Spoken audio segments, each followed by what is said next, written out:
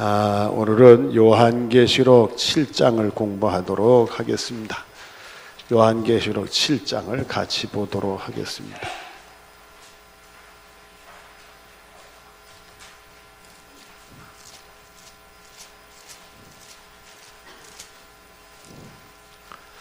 (1절부터) (17절까지) 교독하도록 하겠습니다. 요한계시록 7장 1절부터 17절까지 교독합니다. 이일 후에 내가 네 천사가 땅 네 모퉁이에 선 것을 보니 땅의 사방에 바람을 붙잡고 바람으로 하여금 땅에나 바다에나 각종 나무에 불지 못하게 하더라.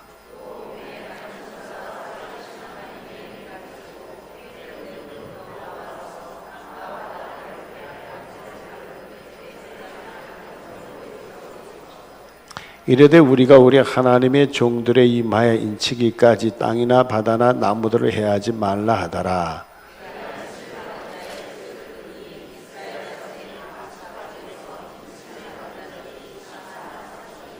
유다 지파 중에 인침을 받은 자가 12,000, 르벤 지파 중에 12,000이요, 갓 지파 중에 12,000이요.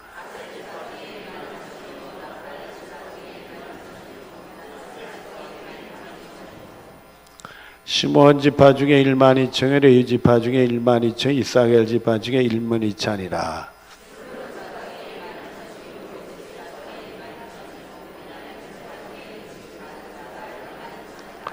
일 후에 내가 보니 각 나라와 족속과 백성과 방언에서 아무도 능히 셀 수 없는 큰 무리가 나와 흰옷을 입고 손에 종려가지를 들고 보좌 앞과 어린 양 앞에 서서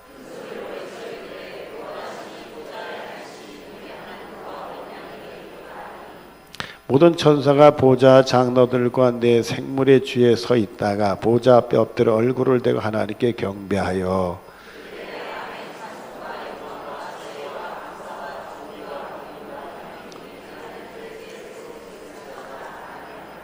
장로 중 하나가 응답하여 나에게 이르되 이 흰옷을 입은 자들이 누구며 또 어디서 왔느냐.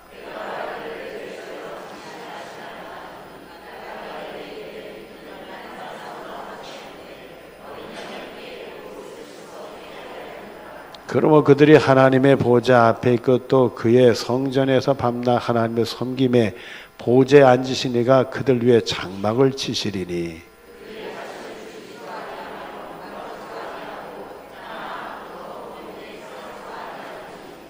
같이 봅니다. 이는 보좌 가운데 계신 어린 양의 그들의 목자가 되사 생명수샘으로 인도하시고 하나님께서 그들에서 모든 눈물을 씻어주실 것임이라. 아멘.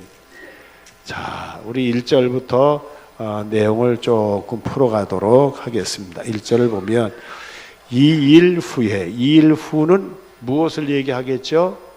6장에 있는 내용. 6인봉, 첫째 인봉, 둘째 인봉, 셋째 인봉, 여섯째 인봉까지 되는 하나님의 인봉에 대한 재앙, 심판에 대한 내용이죠. 그러니까 그 심판은 세 가지로 하십니다. 인봉, 나팔, 대접. 근데 이제 첫 번째 인봉의 심판은 좀 약한 심판이었어요. 그 심판이 있은 이후에 내가 네 천사가 땅 모퉁이에 선 것을 보니 이 사도 요한이 네 천사가 땅 모퉁이에 섰대요. 그래서 옛날에는 이 땅이 이렇게 모퉁이가 있는 걸 봤어요. 이 지구가 동그란 걸로 보지 않냐고 이렇게 수평으로 봤어. 그래서 해가 떠올랐다가 지구, 이런 달이 떠올랐다가 지는 걸로. 그래서 땅 끝에는 이렇게 바다가 있고 땅 끝에는 위에서 늘 비가 내리는 거니까 하나님이 비가 이렇게 물에 있다가 바다 끝에 가면 물이 떨어지는 걸로. 그래서 이 배를 타고 멀리 바다까지 가다 보면은 떨어진다. 그래서 옛날에는 이 배들이 멀리 갔다 폭풍우 만나서 돌아오지 못하는 배가 많았단 말이에요. 그래서 땅 끝에 가서 떨어져서 못 돌아온 걸로 생각해서 너무 멀리 가면 안 된다. 그런 사고와 인식을 가지고 있는 사이에 콜럼버스가 지구가 둥근 거를 생각하고 이 신대륙을 발견했다는 것은 대단한 거죠. 그 낭떠러지 가서 떨어질 각오하고 간 거니까 대단한 거잖아요. 그래서 우리가 이렇게 했다. 여하튼 간에. 그래서 내 땅 모퉁이에 이렇게 보이니까 이런 걸 보니까 아이고 땅이 평지였었나 보다 이렇게 생각할 수 있겠죠. 근데 땅 모퉁이에 땅의 사방에 무엇을 붙잡아 무엇으로 하여금 땅의 바다에 각종 나무에 불지 못하게 했더라? 바람으로 샥 쓸어서 꼭 이 재난이 바람같이 불어서 싹 쓸어버리는데 네 천사가 땅 모퉁이에 붙들고는 바람이 불지 못하겠다. 이런 거 보면 재난을 막아주는 걸로 우리가 오해할 수 있는데 재난을 막아주는 게 아니라 잠시 재난을 내릴 천사들이 서 있는 거예요. 아직 조금 기다리고 있는 거예요. 기다리는 이유는 그 다음에 나오게 되는데 2절 이하에 보면 또 내가 보면 다른 천사가 살아계신 하나님의 인을 가지고 어디서부터 올라와서 그래서 그 천사가 땅과 바다와 해롭게 할 권세를 받은 네 천사를 향해 큰 소리를 외쳐. 그러니까 이 네 천사를 땅에 심판을 가하는 재앙을 내려서 해롭게 하는 천사였는데 다른 한 천사가 해 돋는 데서부터 올라온다. 그래서 동방에서 올라오는 천사가 있다. 그런 말들은 했어요. 근데 여러분들이 그죠? 꼭 동방이라고 생각하지 말고 해 뜨는 데서부터 아마 천사가 나올 거다. 이렇게만 간단하게 생각하면 됩니다.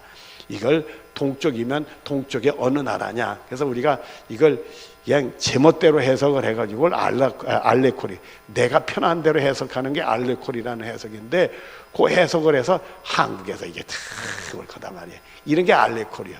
제멋대로 갖다 붙이는 거. 그래서 해 뜨는 데서 이 구원에 대한 말씀을 선포하는 천사가 올릴 거다. 요 정도만 알면 되는 거예요. 복잡하게 알지 말고 쓱 보면서 그렇구나 하고만 넘어가면 되는 겁니다. 자, 그 다음에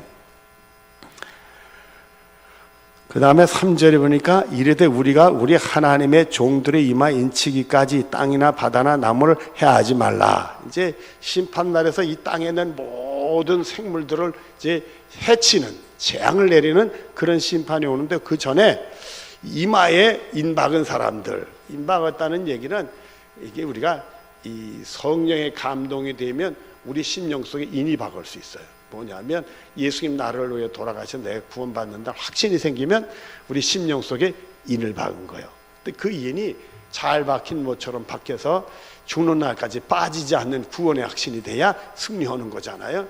그처럼 그 당시에는 이제 하나님 나라에서는 임박은 사람, 구원받은 사람을 우리가 뭐라고 얘기했어요? 3절 다시 보면 이르되 우리가 우리 하나님의 모들의 이마, 그러니까 우리가 하나님 말씀 듣고 하나님 말씀에 순종하는 고종, 하나님 말씀 명령에 순종하는 그 종이 되는 사람들이 구원에 이르게 된다. 그 사람 임박은 사람들이 건점을 받을 때까지 그 재앙을 일단 정지해라 그런 얘기요.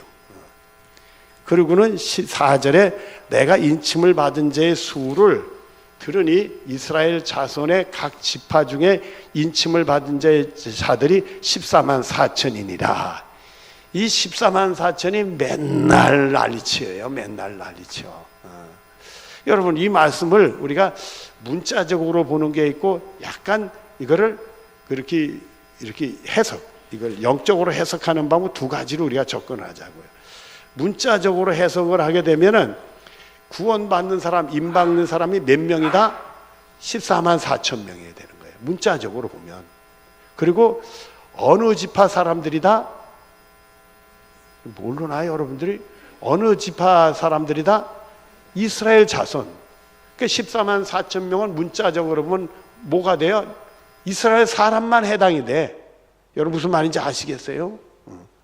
이스라엘 사람만이 해당이 돼. 이스라엘 지파의 각 지파 중에서 인침받은 자들이 14만 4천 명이다 해서 5절부터 우리가 이 8절까지 보면 이스라엘의 11지파가 나오는데 각 지파마다 똑같이 1만 2천 명이요.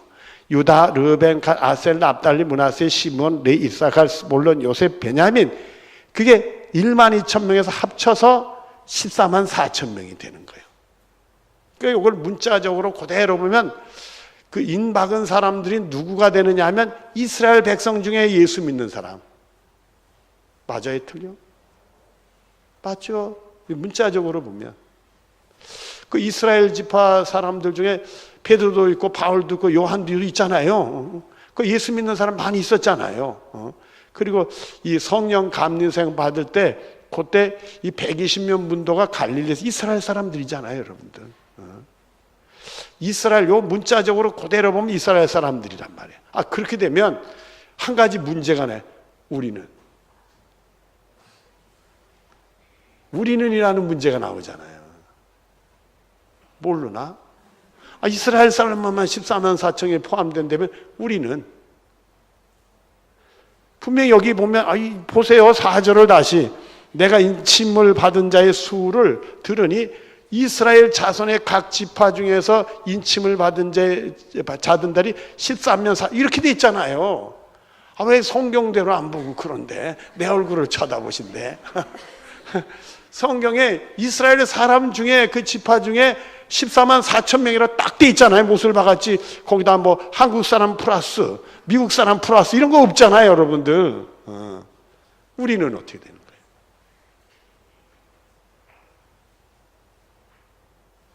우리는 하나 있을 수 있어요. 9절 가자고요. 2일 후에 14만 4천 명이 임박은 사람들 다 숫자가 있은 후에 2일 후에 내가 보니 각 나라와 족속과 백성과 방언에서 아무도 셀 수 없는 큰 무리가 나와 흰옷을 입어 손에 종려가지를 들고 보좌 앞과 어린 양 앞에 서서 큰 소리로 외쳐 이르되 구원하심이 보좌에 앉으신 우리 하나님과 어린 양이 있도다 하니 이렇게 돼 있잖아요. 그러니까 이 14만 4천 명이 골라진 이후에 각 나라와 족속과 백성과 방언에서 아무도 셀 수 없는 큰 무리가 나온다. 우리는 어디 포함되는 거예요? 9절에 포함되는 거예요. 맞아요? 틀려? 맞아. 우리는 9절에 포함되는 거예요. 그러면 이스라엘 백성들 안에서 14만 4천 명만 딱 있을까? 그거 좀 너무 심하지 않냐? 그래서 이거를 우리가 조금 상징적으로 해석을 해서 요때 임박은 사람들은 이스라엘이라는 사람들이라는 것은 영적인 이스라엘을 얘기하는 거니까 영적인 이스라엘을 얘기하니까 순교자들을 얘기하는 거다. 순교. 왜냐하면 여기 6장에 보면은 나오잖아요.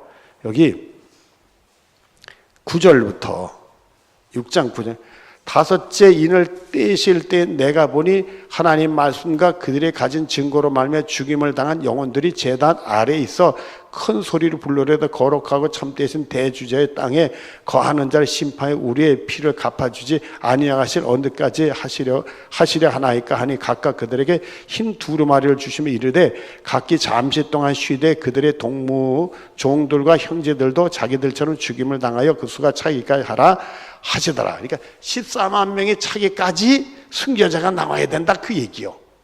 그래요. 그러니까 여기 임박은 사람들은 순교자인가 보다. 영적으로 봐서 그리고 14만 4천 명을 너무 숫자에만 우리가 얽매이지 말고 요거는 그 순교하는 사람들이 많다 이렇게 우리가 보자. 상징적으로 보자. 그렇게 지금까지 우리가 해석을 하는 거예요. 그러니까 신천지는 전부 한국 사람들 중심으로 어느 지파 했으니까 이스라엘 12지파는 절로 도망가 있어. 그 사람들은 엉터리란 얘기지. 한국 사람만 지파에 해당이 되고 14만 사. 근데 요즘엔 바뀌었대요. 신천지가 14만 4천 명이 넘었네. 신천지에서 시험 보고 면접본 증서를 줘. 그 증서가 14만 4천 명 안에 들어가는 건데 숫자가 14만 4천 명이 넘었으니까 요즘에 20만으로 좀 증액을 한다. 웃기지 않으니까 이단들은 그런 거예요. 옛날에 보면은 그 여호와 증인은 14만 4천 명이면 이제 예수님이 재림한다 그랬어요. 그래서 14만 4천 명 여호와 증인들 머릿수를 탁 쳐가지고 14만 4천 명인데 그날 딱 되면 예수님 재림한다는데 그날 딱 됐는데 안 오셨어. 그래서 여호와 증인이 그 옛날 얘기입니다. 여호와 증인들이 뭘 한 거니? 예수님 오신 날이 연기가 됐다. 우리가 14만 4천 명이 아직 이게 숫자는 해도 신실한 종들이 아닌가 보다. 가짜들이 껴있나 보다. 그래가지고 연기가 됐다. 그래서 연기를 해서 요런소런 사람들만 이제 되면 이제 14만 4천 명이 되면 예수님 오신다는데 그때 또 안 왔네. 그래가지고 지금은 여호와 증인들은 예수님이 공중 재림한 걸로 그렇게 이제 생각을 하고 그들의 신앙생활을 하는 거예요. 그러니까 말도 안 되는 거지.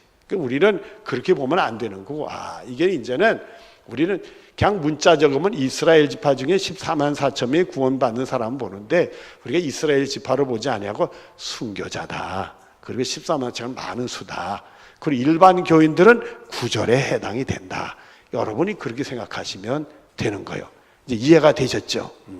자, 이제부터 9절 넘어뜨려서 9절부터 2일 후에 14만 4천 명이 딱 채워진 2일 후에 내가 보니 각 나라와 족속과, 그러니까 아직 수가 차지 안 했다. 순교자 수가 차지 안 했다. 6장에 말씀이 나오잖아요. 그래서 곧 차면 그때가 온다고 그랬잖아요. 그러니까 14만 4천 명 순교자가 차면 그때 우리가 이제 주님이 우리를 구원하는 시대가 왔는데 9절 2일 후에 내가 보니 각 나라와 족속과 백성과 방언에서 아무도 능히 셀 수 없는 큰 무리가 나와 흰옷을 입고 손에 종려가지를 들고 보좌 앞에 어린 양 앞에 서서 큰 소리로 외쳐 이르되 구원하심이 보좌에 앉으신 우리 하나님과 어린 양이 있도다 하니. 오늘 여러분 찬양 잘 부르셨네. 그러니까 여러분들 이 구원받은 사람들이 하늘나라에서 찬송을 부르는데 자기들을 구원하는 게 누가 해주신 거예요? 하나님과 예수님이 해주셨으니까 이 구원을 찬송한다는 거예요. 그랬더니 11절에 모든 천가, 그 천사, 천군 천사들 하나 있는데 천사가 보좌와 장로들과 네 생물, 그 하나님과 예수님 보좌를 옹이하고 있는 장로들 또 네 생물 뒤에 서 있다가 보좌 앞에 엎드려 얼굴을 하나님께 경배하여 이르되 아멘. 찬송과 영광과 지혜와 감사 존귀와 권능의 힘이 우리 하나님 세세토록 하나님께 세서 있을지어다. 아멘. 그 구원 찬송에 대한 이 천사들이 무슨 찬송을 해요? 화답, 아멘의 화답 찬송을 한 거예요. 그래서 여러분 핸델의 메시아에 보면 맨 마지막에 피날레 곡이 있어요. 죽임당하신 어린 양. 죽임당하신 어린 양, 이렇게 하는 찬송이 있어요.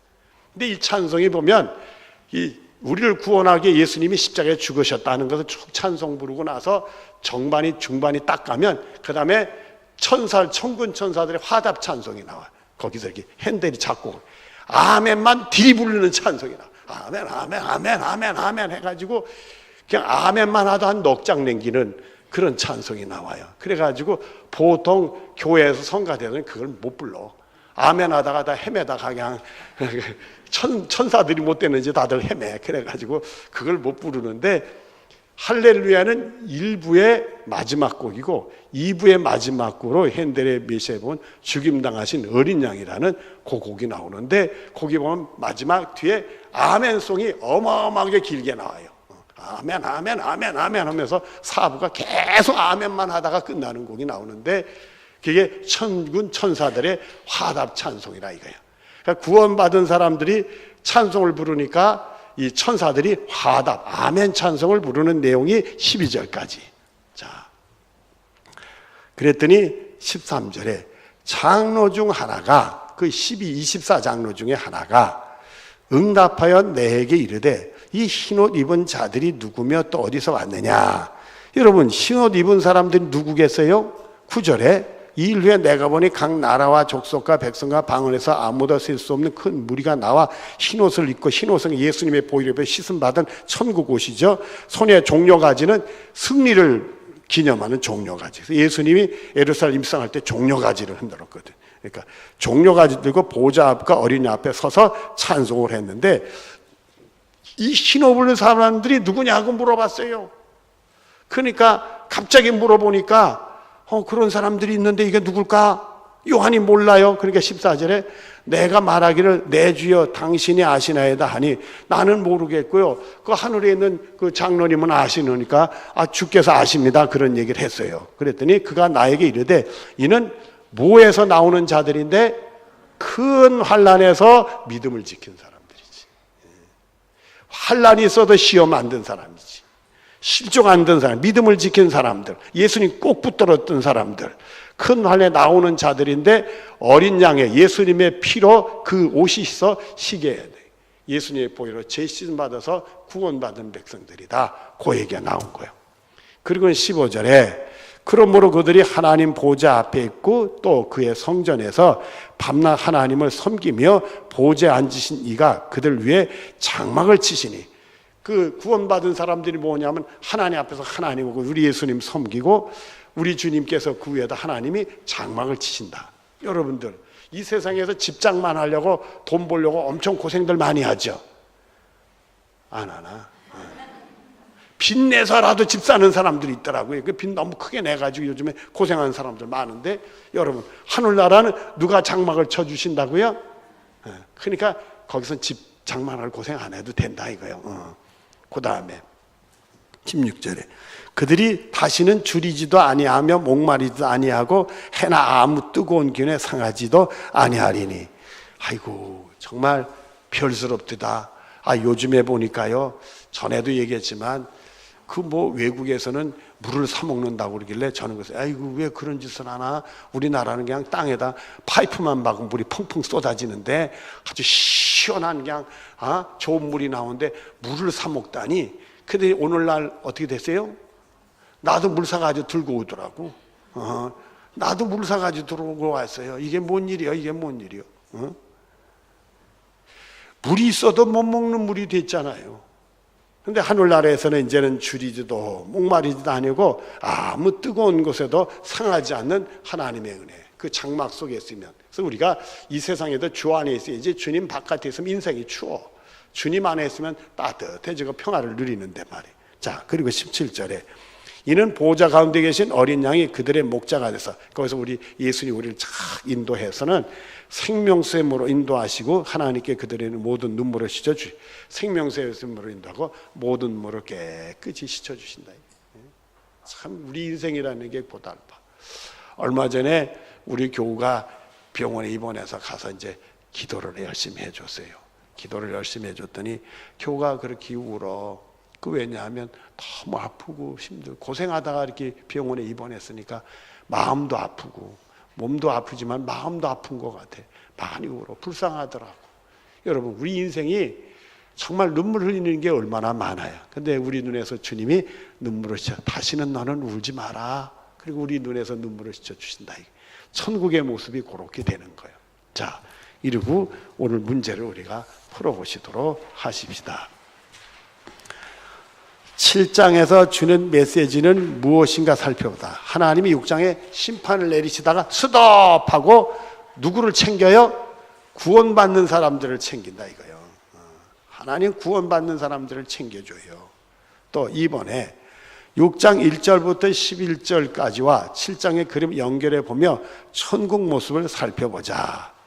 우리 6장 1절부터 11절까지 내용을 여기 또 다시 볼 수 없으니까 거기에 임봉재앙이 막 내리다가 다섯째 임봉을 딱 띄는 순간에 순교자들, 아까 읽어봤죠? 순교자들이 언제까지 우리가 이제 이렇게 계속 사람들이 고난받고 순교하는 일이 생깁니까? 그러니까 그 수가 차기까지. 그래서 우리가 이스라엘 지파 중에 14만 4천 명이라는 수를 그 수가 차기까지 연결해서 순교자다. 순교자가 14만 4천 명이 되기까지 그렇게 이제 얘기를.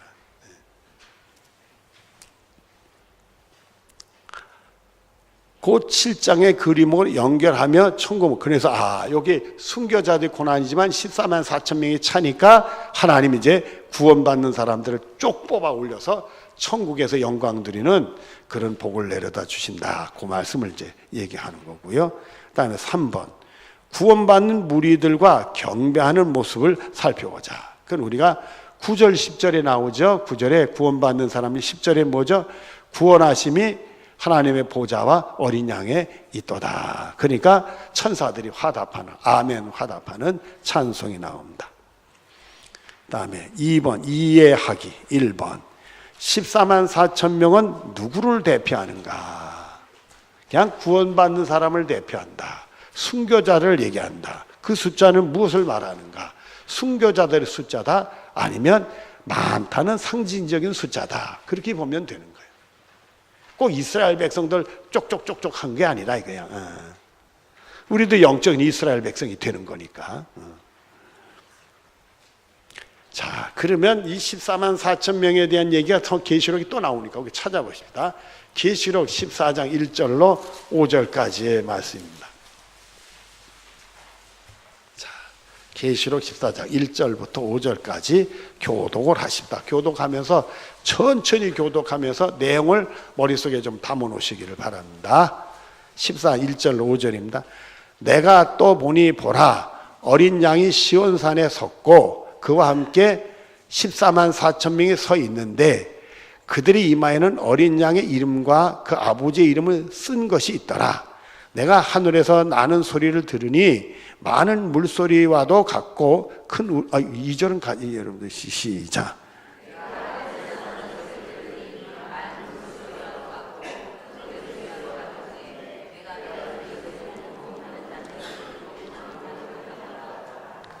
그들이 보좌 앞과 내 생물과 장로들 앞에서 새 노래를 부르니 땅에서 속량을 받은 14만 4천 밖에는 능히 이 노래를 배울 자가 없더라.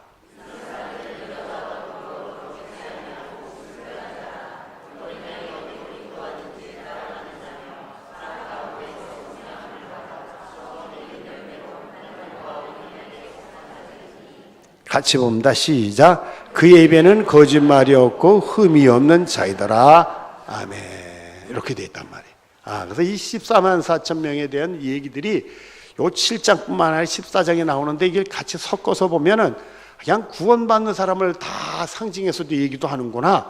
14만 4천 명 그래서 많은 수를 우리에게 얘기를 한다. 이렇게 해석하면 되겠구나. 여러분이 그렇게 보시면 되겠습니다.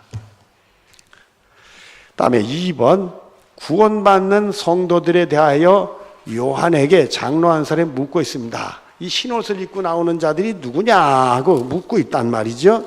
묻고 있는데 왜 그럴까? 왜 그럴까요? 여러분 왜 그런다고 그래 생각을 해요? 야, 14만 4천 명은 이런 사람이다 설명을 해 주시지 왜 거기 24장로 중에 한 사람이 요한에게 왜 물어볼까요? 이거 어렵게 생각하지 말라요. 여러분들이 다 아는 얘기인데 제가 물어보는 이유가 뭐예요? 확인해 주려고. 그래서 우리들이 어느 속에 들어가 있어야 되는 거예요? 구원받는 사람들 속에 들어가야 되는 거예요. 요거 이 외에는 결국 뭐를 기다려요? 심판을 기다리는 사람들이라고요. 재앙을 기다리는 사람들인데 요 사람들은 그 심판 자리에서 쏙 뽑아서 구원받는 사람들이 되는 거예요. 우리는 이 속에 포함돼야 돼요.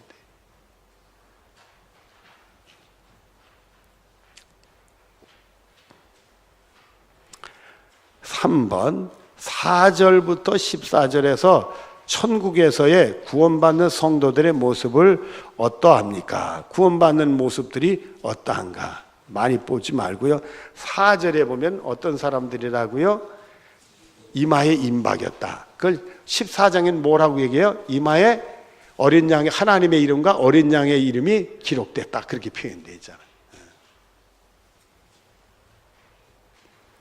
또 9절에는 어떻게 나와 있어요? 무슨 옷을 입었다? 흰옷을 입고 손에는 뭐를 들었다? 종려나무 가지를 들었다. 이게. 흰옷은 예수님의 어린 양의 피로 씻음받아서 그 죄가 씻음받아 구원받는 사람의 표야. 그 하늘의 흰옷이라고 얘기를 해요. 그리고 종려가지는 구원받은 승리를 찬송하는 거다.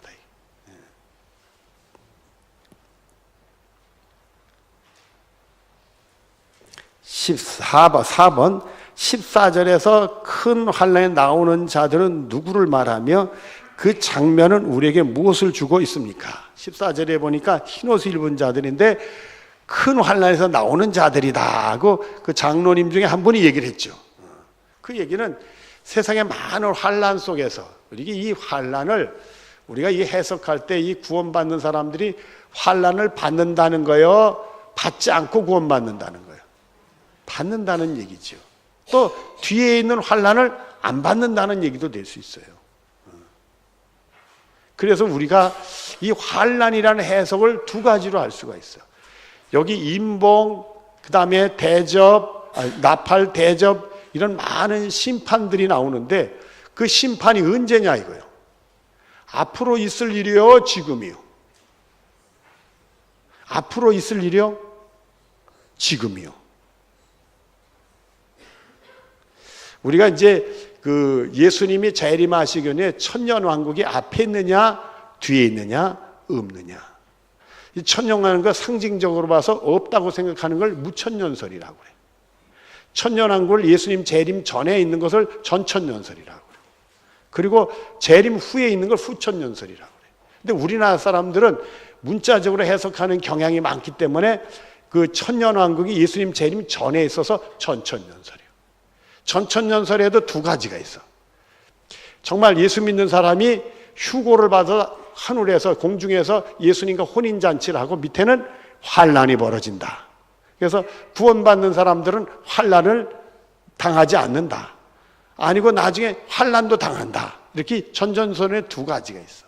그래서 이 무천년설은 우리 장로교는 무천년설의 입장인데 무천년설이 정답은 아니에요, 여러분들. 우린 그렇게 본다는 거지. 우리 입장이 그렇다는 얘기지 틀린 얘기도 아니고 맞는 얘기도 아니야. 우리가 그렇게 본다 이거예요. 그러니까 우리나라 사람들은 이미 이 길선주 목사님의 영향을 받아가지고 전천년설로 약간 전천년설 문자적인 게 강하니까 전천년설로 해석을 많이 하는 경향이 있어서 우리도 모르게 거기에 익숙해 있어요. 그게 익숙해 있고 또 이 계시록을 보면 전천년설이 문자적이니까 더 가능성이 많다 이런 생각이 또 들기도 해. 근데 우리 장로교는 무천년설. 왜냐하면 무천년설로 얘기하면 다 해석이 돼. 그 가닥스러운 문자적인 것들이 다 상징적으로 보니까 다 해석이 되고 전천년설은 이 환란이 언제부터냐? 예수님이 부활하시고 승천하신 이후부터 이미 환란이 시작이 된다. 그래서 오늘 우리가 어느 환란의 시점에 있다. 그렇게 보는 게 무천년설이요. 근데 전천년설은 아직은 아니고 이후에 예수님 재림 직전에 이런 일이 있다고 보는 것이 전천년설이 되는 거예요. 그러니까 여러분들에게 저는 이 전천년설, 무천년설 왔다 갔다 하면서 여러분들에게 말씀드리니까 별 생각 없이 전천년설이 구원해주고 무천년설이 구원 안 해주고 이런 건 아니에요. 여러분. 아무 상관없어. 우리 예수 믿고 구원받는 거지 그거 너무 심각하지 못하고 그냥 그렇다라는 게 있다만 생각하고 뭐 전천년설로 봐도 틀리지 않고 무천년설로 봐도 틀리지 않는다. 이렇게 넓게 생각하면 되는 거예요. 그걸 잘못해가지고 나는 무천년을 주장하는 논자야. 이러되면 그 양반은 예수 제대로 안 믿으면 지옥 가. 그러니까 아무 소용이 없는 거예요. 예수를 믿는 게 제일 중요한 거예요. 우리가 이 말씀을 통해 예수님 만나고 영원히 정말 하늘나라 흰옷을 입을 수 있는 축복이 여러분의 것이 되는 게 그게 복이라 이거죠. 여러분 이렇게 하고 우리가 성경을 보자는 말이에요. 자, 4번까지 얘기가 됐죠? 그 다음에 적용하기. 1번. 하나님 나라에 대해 실감 있게 이야기하여 봅시다. 여기 보니까 하늘나라에서 무슨 일이 벌어져요? 10절에 보니까 구원받은 사람들이 뭐를 해요? 10절에 구원을 찬송하지요. 그러니까 12절에 무슨 찬송이 나와요? 천사들이 아멘 화답송이 나오지요. 그러고 나서 이 구원받는 사람들이 어떤 혜택을 받느냐 하면 15절 이하를 보니까 어떻게 혜택을 받아요? 이제는 하나님 섬기면 하나님이 우리는 하나님만 섬기면 되는 거예요. 우리가 수고하고 장막을 위해 수고 안 해도 하나님 우리에게 장막이 되시는 거예요. 그래서는 줄이지도 않고 목마르지 않고 뜨거움에 상하지도 않는 해를 당하지 않는 사람들이 이 세상에 수많은 해가 있는데 해를 당하지 않는 거예요. 그 중에 하나가 그 천국에서 늙을까요? 늙지 않을까요? 에? 안 늙어요. 그러니까 썩는 것이 썩지 않는 게 삼킴바 되고 쇠하는 게 쇠하지 않는 게 삼킴바 되고 죽는 것이 사망이 사는 거에 삼킴을 받아. 그래서 우리는 쇠하거나 썩지도 않고 죽지도 않는 존재가 되는 거예요. 그러니까 우리는 늙지도 않아. 늙지도 않고 그러니까 병이 있을까요? 없을까요? 없지. 병이 없지. 병이 없어. 그리고 우리는 늘 목마를 때 마시고 배고플 때 먹고 상함이 없어요. 상함이 없어. 그리고는 우리는 생명수 샘물로 인다 생명수 샘물을 마시게 돼. 예수님이 우리 목자가 돼서 그 생명수 샘물을 마시면서 우리는 뭘 누리게 되는 거예요? 영생을 누리게 되는 거라 이거예요.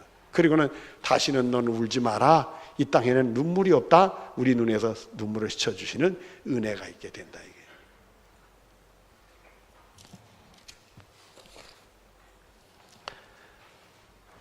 여러분들 이제 하나님 나라에서 대해서 이 말씀을 가지고 실감을 또 혹시 여러분의 그 뭐 이런 말씀을 이렇게 나누게 될 때 천국 환상을 하나에 보여주신 경우가 있을 수 있잖아요. 꿈이든지 뭐 환상을 보든지 뭐 그런 얘기 할 수 있는데, 그거는 자기 개인 신앙에 대한 거지 꼭 성경하고 상관없어도 상관없어요. 그죠? 그러나 그걸 성경 바깥에서 해석하면 안 돼. 성경에 옳은 거지, 그건 개인의 하나님의 은혜지, 그거는 모든 사람이 똑같이 그렇다는 보장이 없어요. 저한테는 하나님이 꿈에서 보여줬는데 교회로 보여주고, 그냥 막 길 따라서 마을에서 수많은 사람이 그 교회로 와서 몰려오는, 쫙 걸어서 들어오는 그걸 보여주셨어요. 그래서 그 교회 안에 들어가니까 사람들이 꼭 제 눈에는 강강술래하는 것처럼 손에 손을 잡고 찬송하는 모습을 하나에 보여주셨어. 그런 걸 보여주셨는데, 제가 본 천국은 그렇지만 천국은 내가 하나님의 은혜 중에 본 거지 그런 게 아니라면 그런 게 아니라. 어떤 양반이요, 오늘 저하고 얘기를 했어요. 얘기를 하는데 밤에 꿈에 저를 꿈을 꿨대. 꿈을 꿔가지고 자기 속사정을 나한테 막 하는데, 왜 이렇게 자기가 말을 잘하는지 모르는데 저를 설득하려고 말을 잘하더래 자기가. 근데 마지막에 내가 그러더래, 믿음으로 살아 그러더래요. 그러다 잠이 깨버렸대 자기가. 그랬다고 그래. 그래서 그러니까 내가 잘못됐다는 얘기 안 한 것 같아서 기분도 나도 쏠쏠 괜찮다라고 말이죠. 여러분들, 근데 그건 배인의 이렇게 신앙에서 그런 영적 체험하는 거지, 그건 성경을 절대 앞설 수는 없는 거예요. 그런 거는 성경 안에서. 그 전에 그런 얘기를, 제가 먼저 성경 새늦게 장로님 한 분이 은혜를 체험했어요. 그래서 예수님 십자가에 못 박혀 돌아가는 장면을 꿈속에 환상으로 봤어요. 근데 자기가 죄인이더래. 자기가 로마 병정에 그 투구를 쓰고 갑옷을 입고 말이에요, 창을 들고 예수님 옆구리 쿡 찔르더래 자기가. 세상에, 자기가 그런 죄인인 줄 몰랐대. 세상에, 예수님 옆구리를 찔리는 죄인이 얼마나 기가 막혀. 근데 예수님이 막 아파하고 신음소리를 내더래. 그 얘기 딱 듣는 순간에 틀렸네. 그 로마 병정이 예수님 옆구리 창을 꾹 찔릴 때 예수님이 살았을 때 찔린 거예요? 죽었을 때 찔린 거예요? 죽은 다음에 찔렀으면 푹 찔 때 예수님이 신음소리 낼게요? 안 낼게? 안 내지. 그 장로님은 잘못 본 거예요? 잘 본 거예요? 그러니까 하나님이 그 장로님에게 큰 은혜 주시려고 회개의 영을 부어주시니까 자기가 그런 죄인이구나 요걸 깨닫게 한 거지, 그 장로님은 내가 찔르는데 예수님 신음소리 내던데 성경이 틀려 이러면 안 된다 이거예요 여러분들. 무슨 말인지 아시겠죠? 성경이 있는 게 맞고, 자기한테는 그게 성경과 내용이 다르더라도 나한테 하나님 은혜 주시려고 그렇게 보여주셨거나 개인적인 거다 이거예요. 그걸 틀렸다 보지 말고 자기한테 그런 은혜를 주셨거나 자기 개인적으로 받아들이면 되다 이거. 그랬더니 하늘나라가 커야 되는데 목사님이 본 교회가 얼마나 커요? 내가 본 교회는 그렇게 안 컸어요. 그럼 하늘나라가 조그말까? 이렇게 생각하면 안 된다 이거예요 여러분들. 그건 우리 신앙을 위해서 하나님이 보여주신 것 뿐이지. 그러니까 여러분들이 이런 뭐 소리를 듣는다든지 환상을 본다든지 하나의 은혜 주신 거는 간직하지만 성경 앞서 놓으면 절대 안 된다 이거예요. 모든 건 다 성경 기준, 성경 안에서 해석이 들어가고 그 중에 틀린 것이 나오면 하나님 나한테 그때 메시지를 준 그걸 붙드는 거지 그 내용을 가지고 시비 걸지 말라 이거예요 여러분들. 그 다음에 2번 14절에서 17절에서 가장 좋은 것을 무엇인가? 여러분들이 14절에 17절에 제일 좋은 게 뭘까요? 어린 양의 피로 옷을 아주 희게 흰 옷을 입었다. 또 하나님을 섬긴다. 15절에는 장막을 하나님 쳐주신다. 그리고 16절에 줄이지도 않는다. 목마르다. 상하지도 않는다. 17절에 우리 예수님이 목자가 되셔서 생명샘으로 인도하신다. 그래서 우리 눈에서 눈물을 씻어준다. 이건 사람마다 다를 수 있겠죠. 사람마다 다를 수 있겠죠. 그런 것들을 우리가 이렇게 메모를 하자. 그럼 됐죠 이제. 자, 이렇게 우리가 계시록을 하나둘 풀어가고 있습니다. 여러분들 계시록을 통해서 여러분 신앙이 잘 정리되고 더 열심히 믿음 생활하는 축복이 신령한 복 임하는 은혜가 있어지기를 바랍니다. 자, 기도해. 하나님, 하나의 임박히고 그 환난에서 예수님의 피로 씻음받아 흰옷 입고 나오는 구원받는 사람들이 있습니다. 그분들이 얼마나 좋고 어떤 혜택을 받는다 다 소중하지만은 오늘 내가 그 속에 앞으로 포함되어져야 된다는 사실을 더 붙들게 하여 주시옵소서.